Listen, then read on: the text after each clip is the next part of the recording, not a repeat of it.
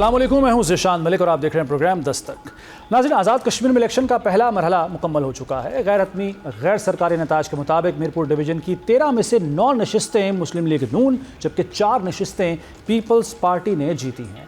हल्का LA1 मीरपुर 1, हल्का LA4 Mirpur 4, हल्का LA5 भिम्बर 1, हल्का LA6 भिम्बर 2, हल्का LA7 भिम्बर 3, हल्का LA9 कोटली 2, हल्का LA11 कोटली 4 और इसके साथ साथ हल्का LA12 कोटली 5 जबकि हल्का LA13 कोटली 6 से नून लीग यानी मुस्लिम लीग नवाज कामयाब हुई है। हल्का LA2 मीरपुर 2, LA3 मीरपुर 3, हल्का LA8 कोटली 1 और हल्का LA10 कोटली 3 से पीपल्स पार्टी कामयाब रही। मीरपुर डिवीज़न में मीरपुर की 4 और कोटली की 6 और भिम्बर की 3 नशिस्तें शामिल हैं।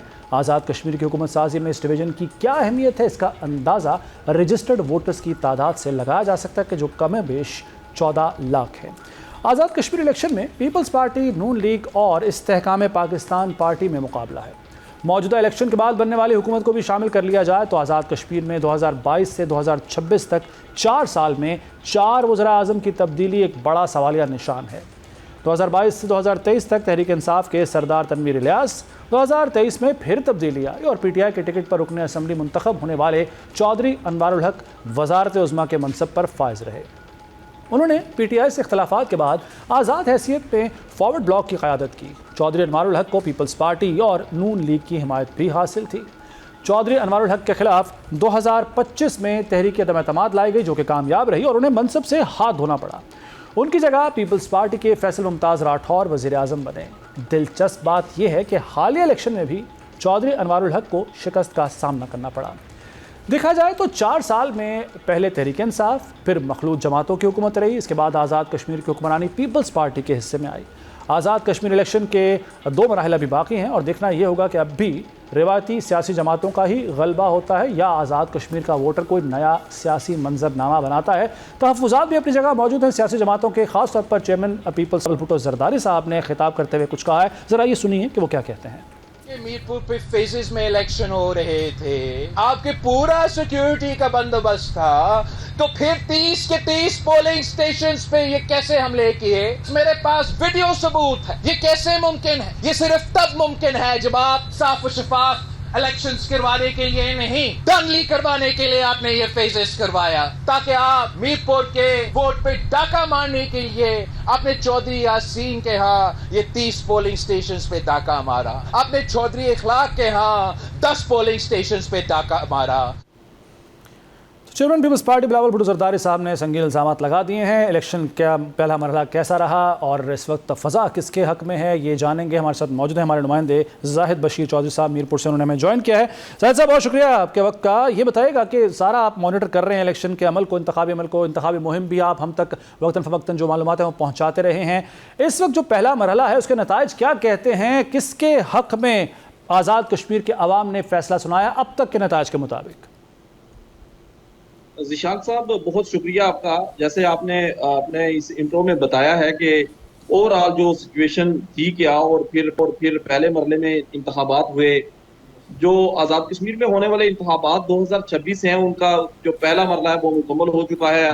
डिवीजन मीरपुर के 3 इजला हैं और 3 इजला में कुल 13 हल्के थे जिन पर इंतखाबात हुए, जिसमें कोटली जिला है जो सबसे बड़ा जिला और इसके 6 हल्के थे। इस तरह जिला मीरपुर के 4 हल्के और जिला भिम्बर के 3 हल्के जिनमें इंतखाबात हुए, पोलिंग हुई।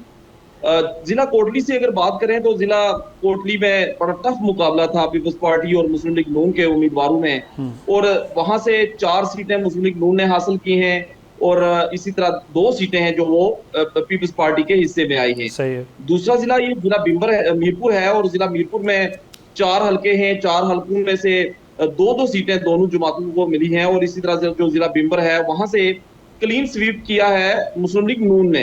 मुस्लिम लीग नून ने वहां से 3 सीटों को अपने नाम किया। 3 उम्मीदवार अच्छे मुकाबले करके और दोनों साइड से अगर देखें तो जो साबिक़ वज़ीर आज़म जिनका आपने जिक्र किया चौधरी अनवारुल हक, वो एक भारी अक्सरियत से हारे हैं।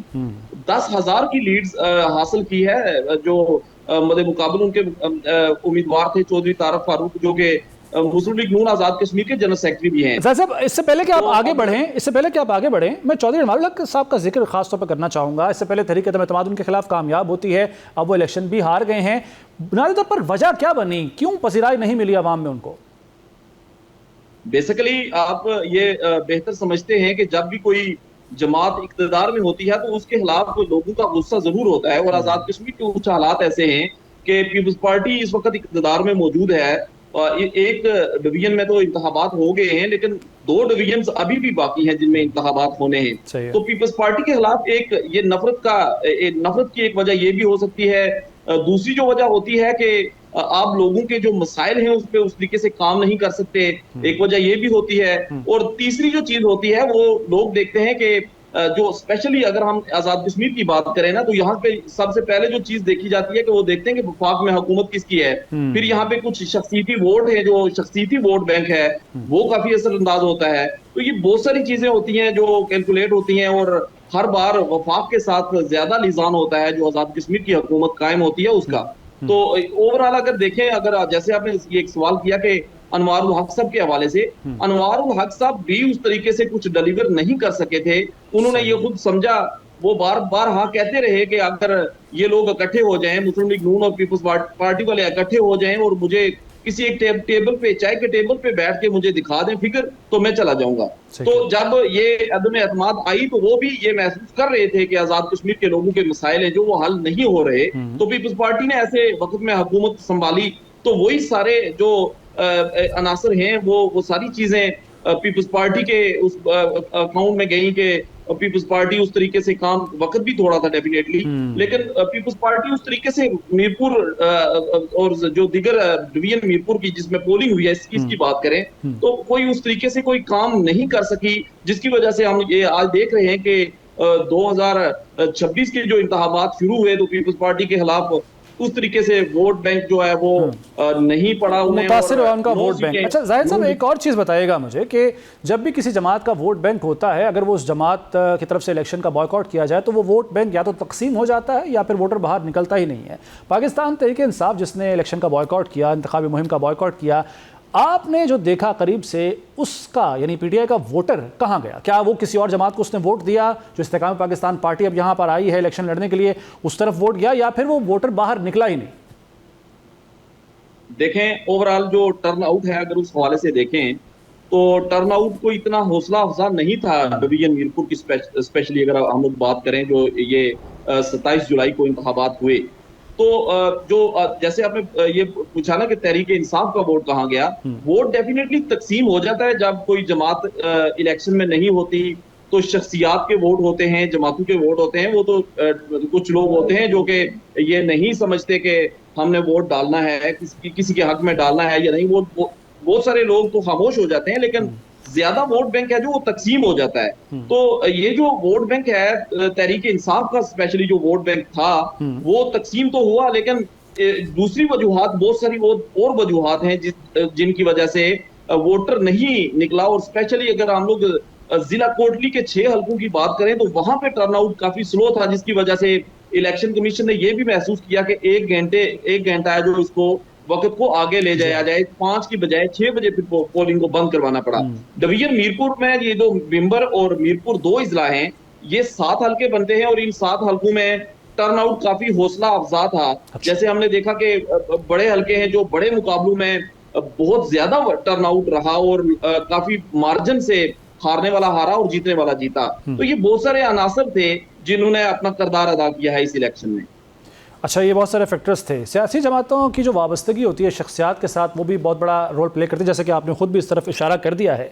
हमने देखा है कि साबिक वज़ीर-ए-आज़म नवाज शरीफ साहब जब इलेक्शन हुआ करते थे पंजाब में भी, तो वो क्या करते थे कि इलेक्शन मुहिम में आखिरी दिनों में वो जाकर माहौल तब्दील कर देते थे। ज़ाहिर है मुस्लिम लीग नून, इसमें नून जो है वो नवाज जो है उसको ज़ाहिर करता है, तो एक वोट बैंक बहरहाल मौजूद है। नवाज शरीफ साहब का वहाँ आना, खिताब करना, हल्के फुल्के अंदाज में बात करना, आवाम के साथ कनेक्ट होना, इसने किस हद तक किरदार अदा किया? बिलखुसूस मरियम नवाज शरीफ भी वहाँ पहुँची थी और पंजाब की कारकर्दगी का बार बार वो जिक्र करते रहीं और यही कहती रहीं कि हम यही वही कारकर्दगी, वही जो फैसिलिटीज़ हैं, सहूलियात हैं, वो आज़ाद कश्मीर में लेकर आएंगे। इसने किस हद तक रोल प्ले किया? बड़ा ज़बरदस्त क्वेश्चन किया है ज़ीशान साहब आपने। इसमें मैं थोड़ा सा टाइम लूंगा आपसे कि नवाज शरीफ और मरियम नवाज मीरपुर में आए, उन्होंने जलसे से खिताब किया, डिवीजन भर के लोग यहाँ पे आए, 13 हल्कों से लोग आए और मुस्लिम लीग नून ने ये पहले याद रखने वाली चीज है कि 9 सीटें हासिल की। और स्पेसिफिकली अगर मीरपुर के हल्के जिसमें जलसा हुआ, वहां से जो मुस्लिम लीग नून के उम्मीदवार चौधरी मोहम्मद सईद हैं वो इलेक्शन हार गए। उसकी क्या वजूहात हैं, इस पर मुस्लिम लीग नून को तहकीकात करने की बड़ी जरूरत है। और जो हमने देखा या हमने महसूस किया वो ये था कि मुस्लिम लीग नून 9 सीटें तो जीत गई, लेकिन ये सीट भी स्पेसिफिकली जो LA3 की सीट है जहां पे इलेक्शन मरियम नवाज साहिबा आई, मियां मोहम्मद नवाज शरीफ साहब आए, वहां से मुस्लिम लीग नून सीट नहीं जीत सकी।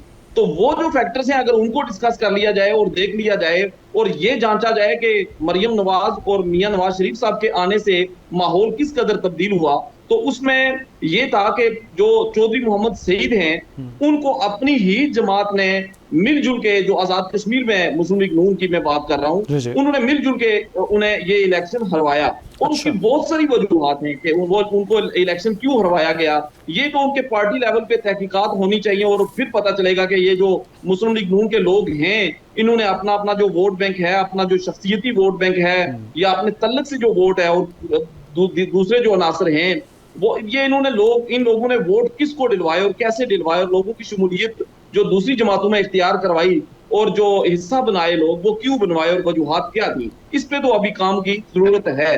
अलबत्ता मियां नवाज शरीफ और जो मरियम नवाज हैं वो आई, जलसे से खिताब किया डिवीजन मीरपुर में, तो उसका असर ये हुआ कि मुस्लिम लीग नून 13 में से 9 सीटें जीत गई है और ये एक बड़ा फिगर है। 13 में से 9, 4 सीटें पीपल्स पार्टी ने जीती हैं। तो ये मेरा ख्याल है कि आने से मुस्लिम लीग नून को फायदा जरूर हुआ है। अच्छा, 13 में से 9 सीटें जीती है। अभी चूंकि एक डिवीजन में इंतखाबात हुए हैं, जैसे कि आपने शुरू में बताया, अभी 2 डिवीजन में इंतखाबात होना बाकी हैं। बाकी 2 डिवीजन में आपके ख्याल में यही दोहराई जाएगी कहानी जो हमने फर्स्ट डिवीजन में एक पहले मरहले में देखा इंतखाबात का अमल, या फिर आप समझते हैं कि पीपल्स पार्टी कम बैक करने की सलाहियत रखती है खासतौर पर इन दोनों डिवीजन में? जिशान साहब, आज जो चेयरमैन बिलावल भुट्टो जरदारी हैं वो इस वक्त मुजफ्फराबाद में हैं और उन्होंने आज एक वर्कर कन्वेंशन से खिताब भी किया है।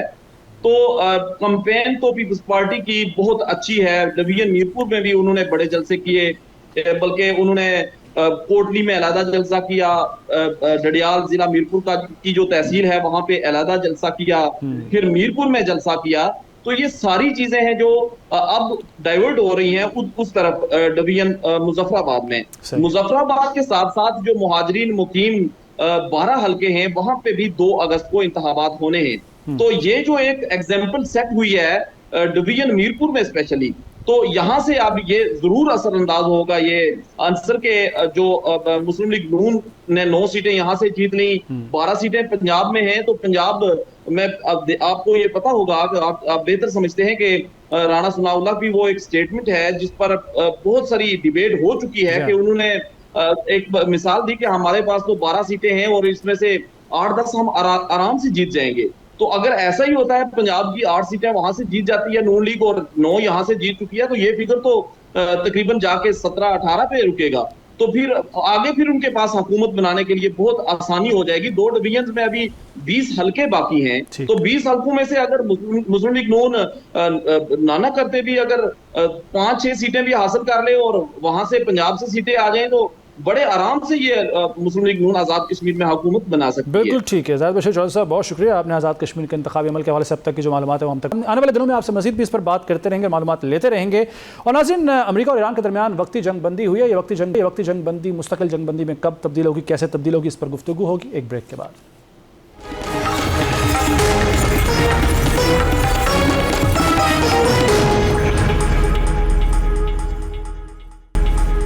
एक बार फिर खुशामदीद कहते हैं आपको दस्तक में। अमेरिका और ईरान के दरमियान जंग वक्ती तौर पर रुकी है, मुज़ाकरात के दरवाजे खुले हैं, सालिसी हो रही है, खित्ते में अमन आने वाला है, या फिर ये सिर्फ एक ऐसे तूफान से पहले की खामोशी है जिसका मरकज़ अब ईरान नहीं बल्कि आबना हरमुज़ बनने जा रहा है।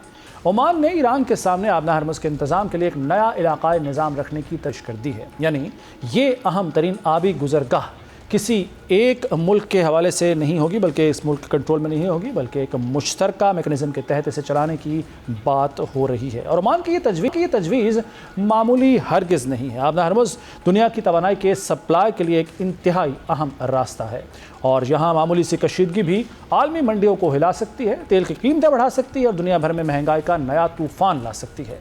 यही वजह है कि अब ईरान या खलीजी ममालिक नहीं बल्कि आलमी ताकतें भी इस पर नज़रें जमाए बैठी हैं। इसी तनाजुर में ईरान, सऊदी अरब और ओमान के दरमियान अहम राब्ते भी हुए हैं। ईरानी वज़ीर ख़ारजा ने सऊदी और ओमानी वज़ीर ख़ारजा से बातचीत की और आबना हरमुज़ की सूरत हाल पर तबादला ख्याल किया। दूसरी तरफ ईरान ने सालसों के ज़रिए पहुँचाई जाने वाली अमरीकी तजावीज़ मुस्तरद कर दी हैं। यानी मुज़ाकरात हो रहे हैं, राब्ते जारी हैं, लेकिन दोनों फरीक अब भी बुनियादी निकात पर एक दूसरे से ख़ास है। तो सारी सूरत हाल पर बात कर लेते हैं। माहिर बैनुल-अक़वामी उमूर जनाब डॉक्टर हामिद ख़ान अल-मशरक़ी साहब हमारे साथ मौजूद हैं। बहुत शुक्रिया डॉक्टर साहब आपके कीमती वक्त का। सर, ये जो तजावीज़ अब सामने आई हैं, ओमान ने जो तजवीज़ दी है आबना हरमुज़ की मुश्तरका निज़ाम की जो मॉनिटरिंग है जिस तरीके से, क्या ये तजवीज़ काबिल कबूल होगी बाकी ममालिक के लिए, ख़ास तौर पर अमरीका के लिए जो कि ख़ुद भी यहाँ पर नाकाबंदी किए बैठा है और उसके लिए सबसे बड़ा मसला है ही इस वक्त आबनाए हरमुज़? बहुत शुक्रिया ज़ीशान साहब। देखिए, ये जो तजवीज़ अमान की तरफ से आई है, अगर आपको याद हो तो जब सीज फायर हुआ तो उसके बाद भी इस तरह की एक तजवीज़ डिस्कस हुई थी जिसके अंदर बात हो रही थी कि इसका मैकेनिज्म जो है वो ईरान, अमान और हो सकता है कि पाकिस्तान के साथ मिलकर मुश्तरका तौर पर कोई इस तरह का डिज़ाइन किया जाए जिसके तहत कोई ना कोई टैरिफ और कोई ना कोई प्रोसीजर अडॉप्ट कर लिया जाए, जिसके बाद वो जो ईरान का जो बहुत बड़ा जंगी नुकसान हुआ है उसका भी अजाला हो सके और अमान को भी कुछ ना कुछ आए और मुस्तकिल तौर पर ये जो आबना हरमुज़ है जो सिर्फ ईरान के पास कंट्रोल में है, उसको वो जो चोक करने की सलाहियत है उसको जो है वो मुश्तरका निज़ाम के तहत लाया जाए। लेकिन मेरा ख्याल ये है कि मौजूदा हालात के अंदर जहां पर सिनेरियो बना हुआ है, इस वक्त ईरान के पास जो आबना हरमुज़ का कंट्रोल है वो वाहिद तुर्क का पत्ता है और अगर ईरान उसके ऊपर कोई भी कंप्रोमाइज करता है और उसके बाद फिर उसको गारंटी नहीं दी जाती है कि उसके ऊपर अटैक नहीं होगा और वो जो मामलात बार बार हम बात करते हैं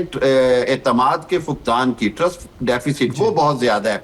आप देखिए कि बात ये कि MOU के अंदर जो ईरान के लगा हमें कि जी बहुत सारे मुतालबात मान लिए गए हैं जिसके अंदर ईरान के फ्रोजन एसेट्स को रिलीज करना, ईरान को अपने हरमुज़ के ऊपर कोई ना कोई कंपनसेशन देना और बहुत सारे मामला थे। उसके ऊपर ईरान का मौक़िफ़ यही है कि उस वादे पूरे नहीं किए गए। अभी भी सूरत हाल ये है कि अगर ईरान को कोई गारंटी दी जाती है कि उस पर अटैक नहीं होता, ईरान को गारंटी दी जाती है कि उसका जो इंफ्रास्ट्रक्चर तबाह हुआ है उसके सिलसिले में उसको कोई ना कोई कंपनसेशन दी जाएगी, ईरान के ऊपर पाबंदियां हटाई जाएंगी, उसके ऊपर फ्रोजन एसेट्स उसके रिलीज किए जाएंगे, तो फिर तो बात हो सकती है। लेकिन ये गारंटी देगा कौन? और अमेरिका की, बिलखुसूस अमेरिकी सदर डोनाल्ड ट्रंप की गारंटी आखिर दे कौन सकता है? बिल्कुल ज़ीशान, आपने दुरुस्त कहा कि मसला ही इस वक्त ये है कि डोनाल्ड ट्रंप जैसा शख्स अमेरिका का सदर है जिसकी गारंटी खुद अमेरिकन भी नहीं दे सकते, अमेरिकन कांग्रेस नहीं दे सकती, अमेरिकन क्या रिपब्लिकन उनकी अपनी पॉलिटिकल पार्टी तक नहीं दे सकती, JD वैंस नहीं दे सकते। सो ये जो क्वेश्चन है यही this is the biggest question. और उसके साथ साथ दूसरी बात ये कि आप देखें कि आज नेतन्याहू जो हैं वो न्यूयॉर्क पहुंचे हुए हैं और वो वही करेंगे जो उनकी कोशिश हर हालत में कि अमेरिका को इस दलदल में तो उन्होंने फंसाया, अब वो उसका स्टेज 2 चाहते हैं कि हर हालत में अमेरिका अपनी फौजें उतारे बंदर अब्बास पर, खाराक के जजीरे पर और ताकत के जरिए आपने हरमुज़ पर कंट्रोल की बात की जा रही है, जो कि मैं समझता हूं कि अमेरिकी फौजियों के लिए खुदकुशी के अलावा कुछ नहीं होगा। सेंटकॉम की रिपोर्ट है इसके ऊपर, पेंटागन की पूरी रिपोर्ट है कि अगर इस तरह का कोई कोशिश की गई तो ईरान जितना मर्जी उसको आप समझें कि बमबारी के बाद कमजोर हुआ है, लेकिन ईरानी तैयार हैं इस तरह के कि अगर अमेरिकन फौजी यानी बूट्स ऑन द ग्राउंड आते हैं तो उन्होंने किस तरह हैंडल करना है। मैं ये समझता हूं कि ये दो मोस्ट क्रिटिकल चीजें हैं। एक चीज ये है कि क्या अमेरिका अब वाकई ही जंगबंदी चाहता है या कोई खतरनाक तरीन हमले की तैयारी हो रही है जिसके अंदर बूट्स ऑन द ग्राउंड की बात हो रही है। बूट्स ऑन द ग्राउंड से पहले B-52 बम्बार के जरिए एक लिमिटेड टेक्निकल वेपन्स ट्राई करने की बात हो रही है ताकि बिल्कुल जो खिता है उसको मलिया मेट कर दिया जाए ईरान ईरान का जहां जहां कंट्रोल है आपने हुर्मुज़ के सर, ऊपर, आपका ये बड़ा तजुर्बा हामिद खतरनाक खान साहब क्या कहता है कि क्या वाकई, जो अभी आपने सवाल भी उठाया खुद भी, क्या वाकई अमेरिका या अमेरिकी सदर डोनाल्ड ट्रंप चाहते हैं कि जंग बंदी हो और यहाँ से एक सेफ एग्जिट या फेस सेविंग मिल जाए अमेरिका को, या फिर इसराइल के इन्फ्लुएंस में आके कोई और हिमाकत की जा सकती है अमेरिका की जानिब से? क्योंकि अभी तक अगर देखा जाए तो खुद अमेरिका में भी आवाज़ें उठ रही हैं इस जंग के खिलाफ। आपकी रीडिंग क्या कहती हैं सर? मेरी जो, अगर आप रीडिंग कहें तो मुझे ऐसे लगता है कि अभी ये जंग एक और फेज में दाखिल हो जाएगी। उसकी वजह ये है कि सदर ट्रंप के अंदर एक उनकी जो बॉडी लैंग्वेज या उनका जो अंदाज है उसके अंदर वो हर हालत में विनिंग चाहते हैं, और मौजूदा हालात में ईरान को फतह करना नामुमकिन है। जब ईरान को उन्होंने वेनेजुएला समझ लिया या इराक समझ लिया तो वो सूरत हाल डिफरेंट हो गई है अब। सो सदर ट्रंप ने इसको शायद अना का मसला बना लिया है। दूसरी जानिब उनका जो मिड टर्म इलेक्शन है उसमें उनको बका ही इसमें नजर आ रही है कि वो फाते की विनर ट्रॉफी रखें, जो कि बड़ी मुश्किल नजर आती है। लेकिन वहीं पर जेडी वैंस जैसे सेंसेबल लोग हैं जो कि हर हालत में कोशिश कर रहे हैं कि इस यहूदी इसराइली ट्रैप में ना आया जाए और सदर ट्रंप को रोका जाए। यहां तक कि जो American joint chiefs of staff हैं उन्होंने भी सदर ट्रंप को मशवरा दिया है कि किसी भी हालत में बूट्स ऑन द ग्राउंड या फर्दर एस्केलेशन जो है वो अमेरिका के मुफाद में नहीं है। ये देखना होगा कि क्या सदर ट्रंप अमेरिका के मुफाद का फैसला करते हैं या यहूदी और सेहूनी लॉबी के जेर असर होकर जंग का आतिशफिशां मजीद भड़का देते हैं। सर, एक और जो पहलू है कि जो ज़खायर हैं असलहे के अमेरिका के पास वो कम हो रहे हैं बड़ी तेज़ी के साथ। पेट्रियट्स बड़ी तादाद में उनके इस्तेमाल हुए और ईरान ने जो कमाल किया, जो एक ज़बरदस्त स्ट्रेटजी उसकी, वो सस्ते ड्रोन्स और सस्ते मिसाइल्स उनके खिलाफ इस्तेमाल करते हुए उनके महंगे पेट्रियट्स, महंगे मिसाइल को जो है उनके साथ लड़ा दिया। तो आपके ख्याल में ये भी एक वजह है कि जिस तरीके से नुकसान हो रहा है अरबों डॉलर का और जिस तरीके से ज़खायर बड़ी तेज़ी से कम हो रहे हैं और जो एक तेल के ज़खायर थे अमेरिका के पास उन्हें भी इस्तेमाल करना पड़ रहा है, क्या ये भी एक वजह हो सकती है इसकी?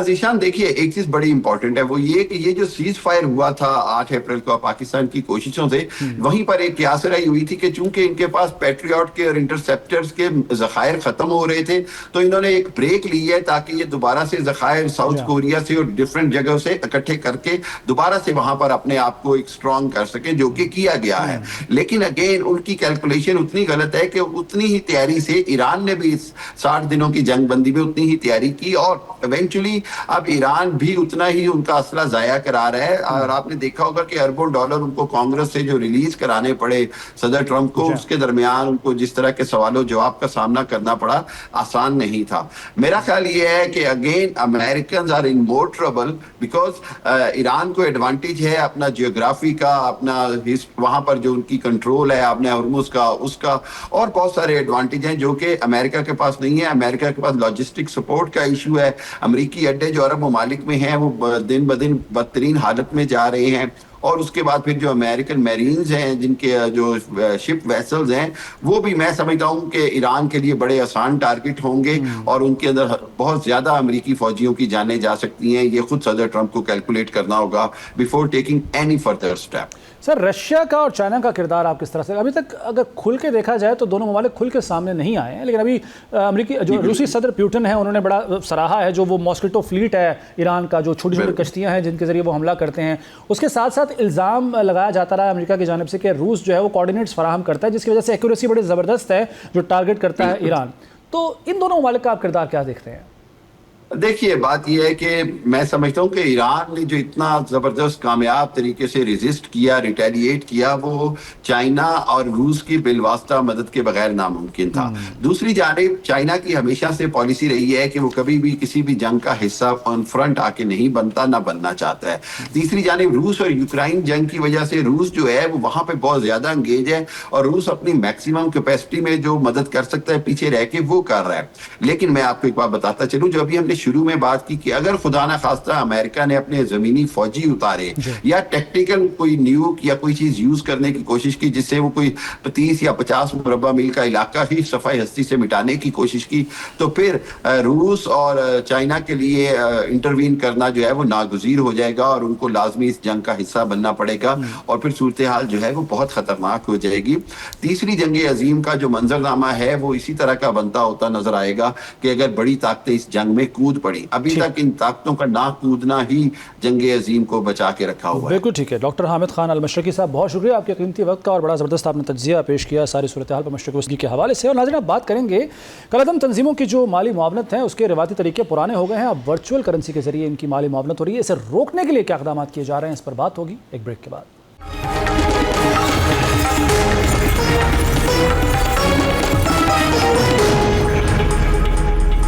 एक बार फिर खुशामदीद कहते हैं आपको दस्तक में। कलअदम तंजीमों की वर्चुअल करेंसी के जरिए माली मुआवनत रोकने का फैसला। FIA में वर्चुअल करेंसी इन्वेस्टिगेशन और इसके साथ साथ इदारे जो है तहकीकात कर रहे हैं। दहशतगर्दों की माली मुआवनत सिर्फ नकद रकम बैंक अकाउंट्स या रिवायती ज़राए तक महदूद नहीं रही है।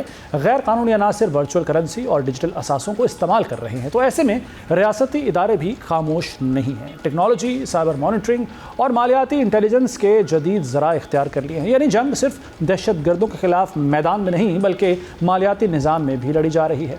वर्चुअल करेंसी और डिजिटल असासों के जरिए कलअदम तंजीमों की मुमकिना माली मुआवनत रोकने के लिए पाकिस्तान ने इनकलाबी इक़दाम उठा लिया।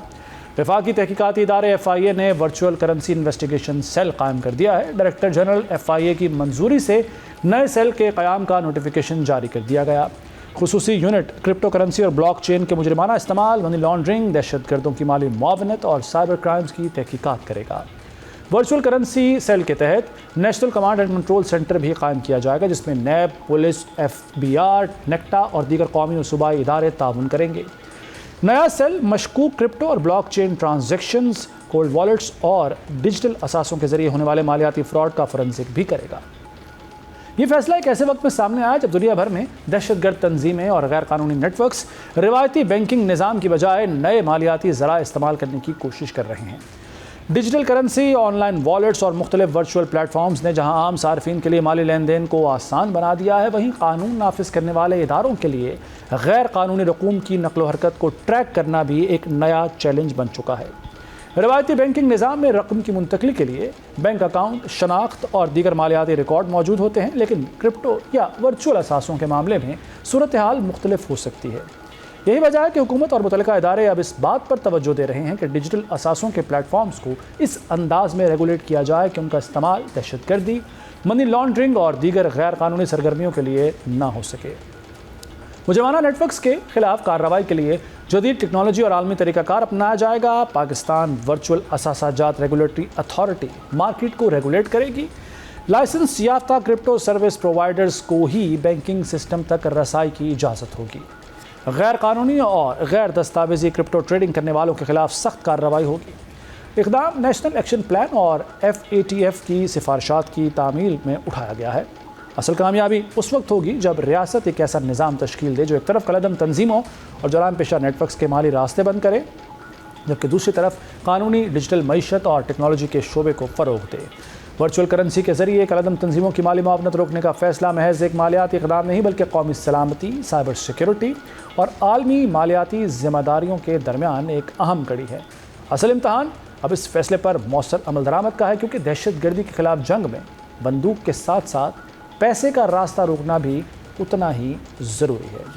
और नाज़रीन, अब देंगे पावर सेक्टर का गर्दिशी कर्ज पाकिस्तान का एक बार फिर ख़तरे की घंटी बजा रहा है। इस पर गुफ्तगू होगी एक ब्रेक के बाद।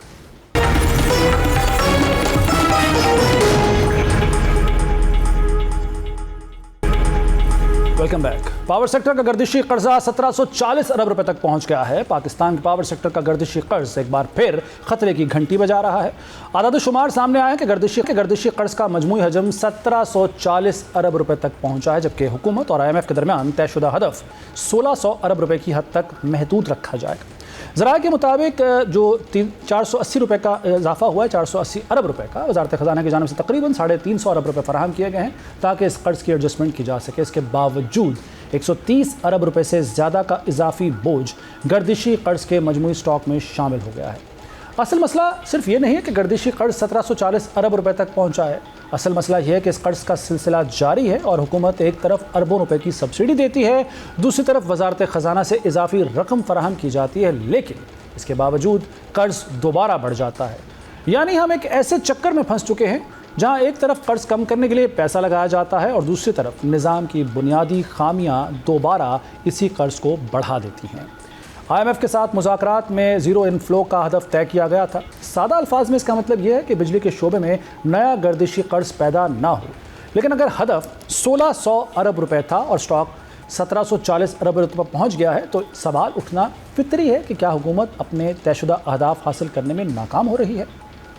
हुकूमत का मौक़िफ़ सुन लेते हैं तो वो ये कहते हैं कि आइंदा इक़्तिसादी जायज़े तक गर्दिशी कर्ज को दोबारा 1600 अरब रुपए की हद तक लाया जाएगा और इस इजाफी रकम को एडजस्ट करने के लिए मुतलका वजारत काम कर रही है। अगर बिजली चोरी जारी रहे, लाइन लॉसेस कम ना हों, सरकारी इदारे बिजली के बिल अदा ना करें, तकसीम कार कंपनियों की कारकर्दगी बेहतर ना हो और वसूलियों का निज़ाम कमज़ोर रहे, तो सिर्फ मालियाती एडजस्टमेंट से गर्दिशी कर्ज का मसला मुस्तकिल तौर पर हल नहीं होगा। पाकिस्तान के अवाम पहले ही महंगी बिजली, भारी टैक्सेस और बढ़ते हुए यूटिलिटी बिल्स का बोझ बर्दाश्त कर रहे हैं। दूसरी जानिब पावर सेक्टर का कर्ज मुसलसल बढ़ रहा है, यानी अवाम महंगी बिजली भी खरीद रहे हैं और फिर भी निज़ाम का कर्ज ख़त्म नहीं हो रहा। यही वो मकाम है कि जहां हुकूमत को ये फैसला करना होगा कि वो हर साल गर्दिशी कर्ज को अरबों रुपए की सब्सिडी और मालियाती एडजस्टमेंट के ज़रिए छुपाती रहेगी या फिर इस बहरान की बुनियादी वजूहात को ख़त्म करेगी। ये फैसला बहरहाल नहीं करना है। प्रोग्राम का वक्त ख़त्म हो गया है। दस्तक से ज़िशान मलिक को इजाज़त दीजिए। अल्लाह हाफ़िज़।